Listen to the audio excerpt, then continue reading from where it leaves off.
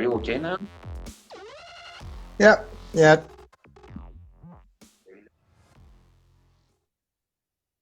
All right, great. See, my connection Connection's not is great. all right. It's okay now. So how's everything going? Everything fine? Awesome. And It's great. yeah, It's but a good it's start to not the bad. year. It's getting How about things are you? getting better. I mean, coronavirus is being, I mean, it's going under control now, and everything is getting good. Yeah. And but I mean, nice. I mean, I just noticed the facial hair. That looks good.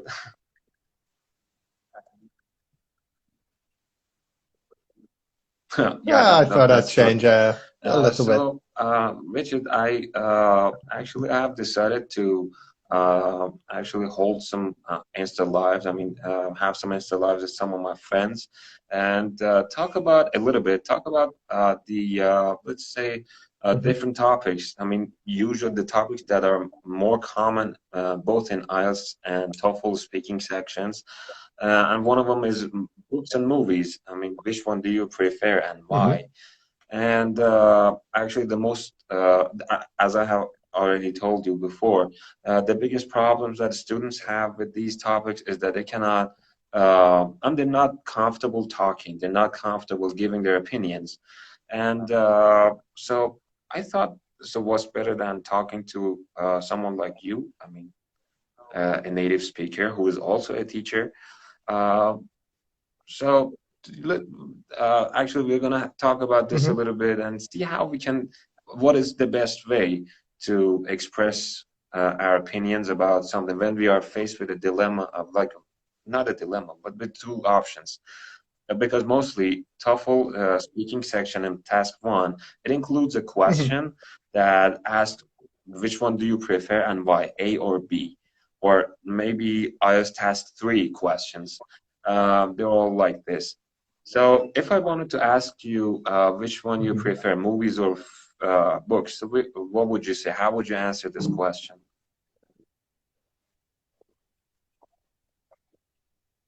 Well, I think you're completely right, especially in the part one of the TOEFL speaking, you generally do get two choices. And I think there's a couple of really important things to remember when you have this question where you have two choices.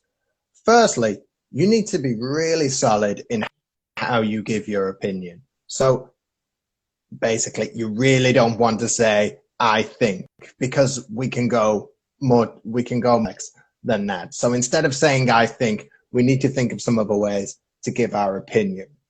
I feel, I believe, from my perspective, in my point of view, something like this. So some different way to give your opinion. That's important.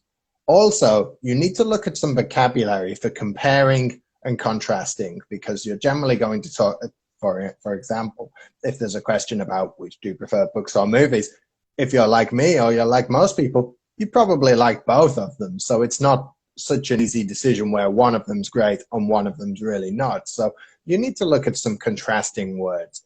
So I mean, the classic one that most learners probably do know is on one hand, on the other hand. Okay, on one hand, books are great for picking up vocabulary, whereas on the other hand, movies are great for listening Mm, to the language spoken in a more natural context. So you could say on one hand, on the other hand. mhm, You could also use the word whereas. So it's a little bit like that, like on one hand, on the other hand. So just in terms of when you're talking about one thing and then you want to contrast it with another thing. mhm. Books are great for learning vocabulary, whereas the bigger advantage of films Mm. is you can hear language in a more natural context. Remember, though, if we're talking about the good points of something, we can actually use this nice structure I like to use, not only, but. If I want to say two good things about something or two bad things about something, I could say not only point one, but point two. Not only are books great for picking up vocabulary, but they also can be Mm. read at a slow pace if you want to take some time and learn things. Not only are films probably more visually interesting, but you also hear the language in a natural context. So not only, but when you want to say two good things or two bad things. Not Yeah, only is he stupid, but he is that's a also perfect lazy. Okay, combination. they're kind of two bad qualities. So you can use that as well. I really think, right, yeah, the dream guy somewhere, lazy and stupid. So I really think when you're answering a question like that, it's a decent, solid way to give your opinion that is not, I think, I believe, I feel. Some people learn, I reckon. You might hear, I reckon.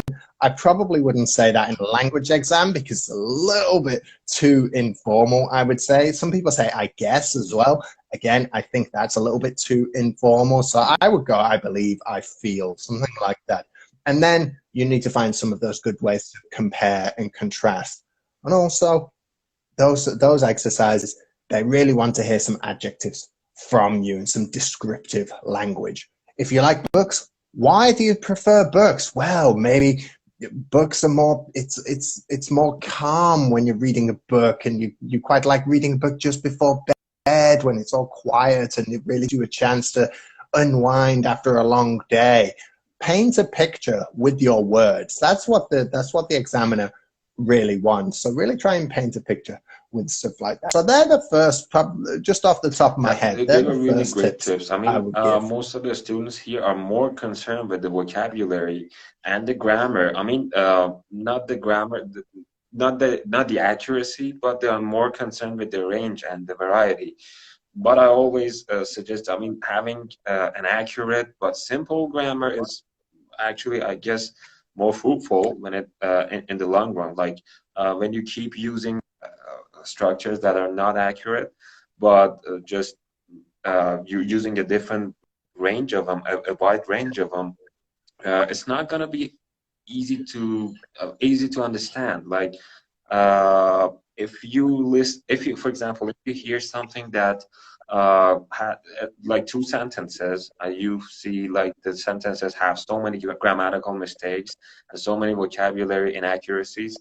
And then there's the other answer, which is simple in form and structure and vocabulary choice. What is correct? Which one would you rather hear as an examiner?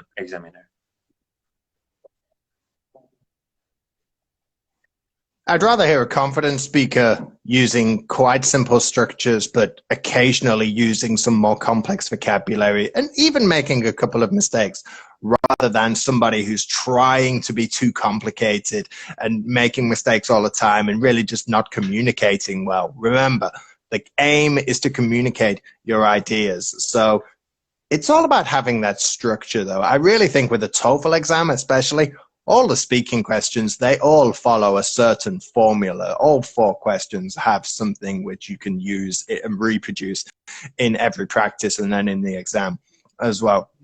I also think something, and I mentioned it before, giving opinion is important, contrasting. Also, maybe the second conditional is quite important as well, because you're being asked this imaginary question where you have to, okay, you've got this imaginary choice. The second conditional is great for that. If I had to choose, I would choose reading a book, because it reminds me of the time I was on holiday and I read a book on the beach all week and it was very relaxing. So the second conditional is a really important one as well. It's like with revising for an exam. They always say, oh, actually, running a marathon, I run marathons quite a lot. And they always say, never try anything new on the day of your marathon. Okay, don't eat any new food the day before a marathon. Don't go, oh, I've never eaten Indian food. Let me eat some Indian food the night before. No, don't do it, because it's going to cause problems. Oh, I have that new t-shirt, or I have those new trainers. I'm going to run in those and I've never used them before. No, don't do that. Don't try anything new 48 hours before you run a marathon, because you just need to do what you always did and what you're comfortable with. And it's almost the same in language exams as well. Learn what you can, and then about 2 days before the exam, just revise what you know. Don't try any new things, because you're going to be uncomfortable with it. You're not going to Yeah, use it correctly, that's and it's going to really cause that's some an issue. problems. I mean, most of the students when they're on the exam, they try to be creative, but they do stuff that is so okay. I mean, to on the exam day. But that was really that was an important point that you mentioned. I mean, descriptive words, and also the structure of the sentences. And now there's something else that most of the students actually did a mistake that most of them make, using collocations that are not really collocations. I mean, for example, I had a class before this, I mean, about like an hour ago. The student said a large range, and when I asked, why did you say, why he said, he actually asked a large range, he said, it's because I wanted to sound different. I mean, I didn't want I didn't want to use something repetitive. And I said, that's my opinion. I mean, using something that is repeated is better than using something that does not exist. What do you think about this one?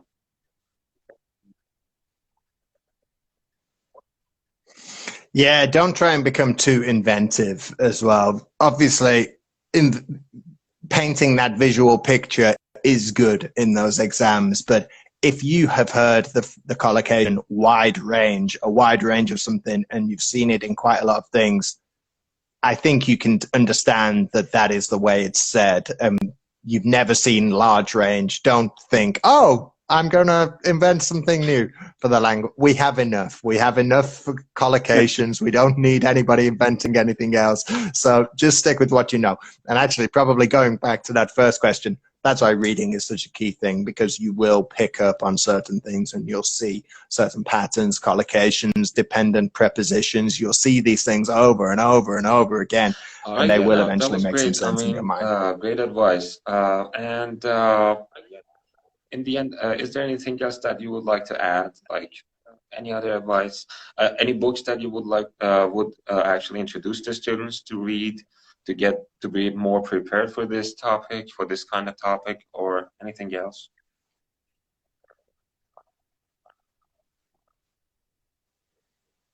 I think everybody has their own method of learning, and there's so many resources out there online, and there's various books you can get for TOEFL preparation or IELTS preparation. You can work specifically on that. If you're looking for just simply a book to read just for your own benefit, find something you're interested in. Really think, what are you interested in?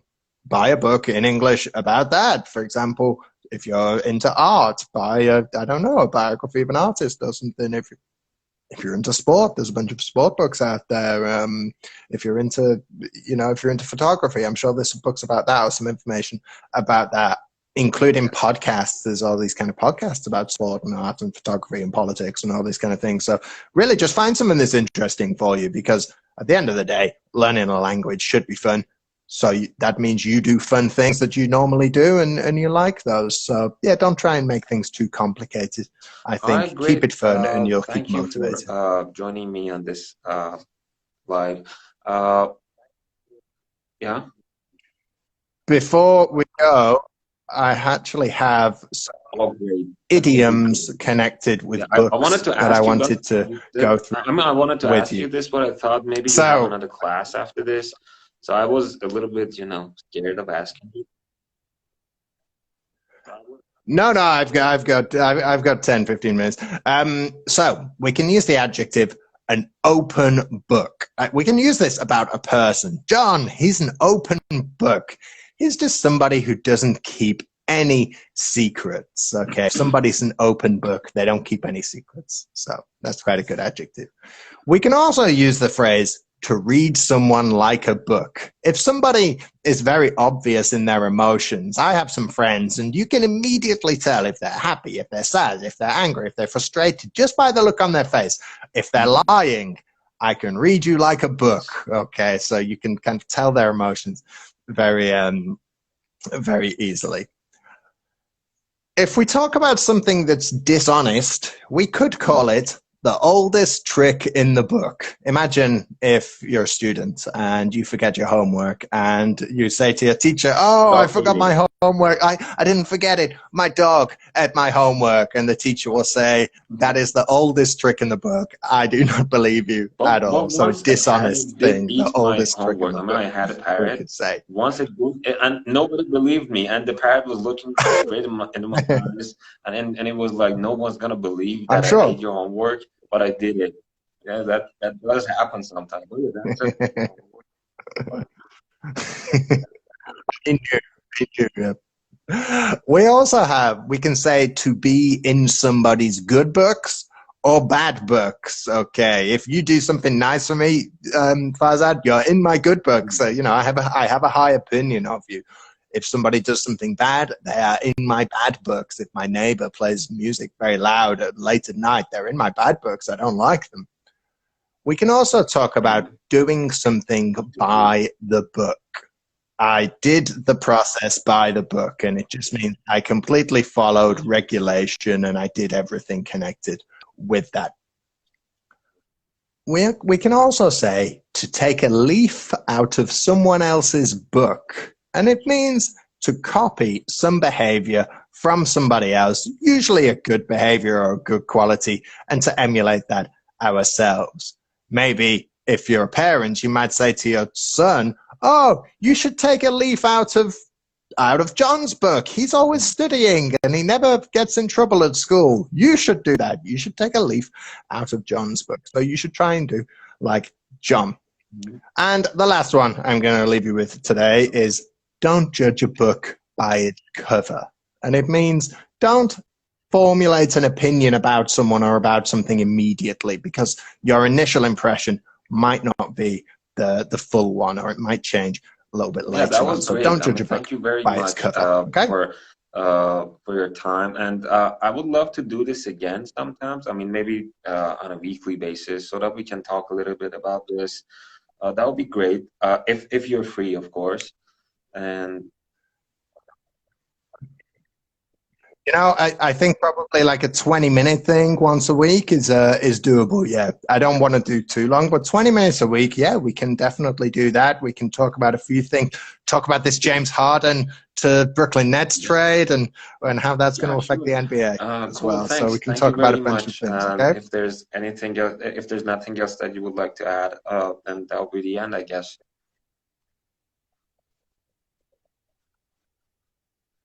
That'll be the end. Yeah, sure. Thanks. Yep, Thank you very we will much. be It in was touch for great. next week. Okay. Nice talking to you. Have a good one. Bye bye. Thanks. Bye.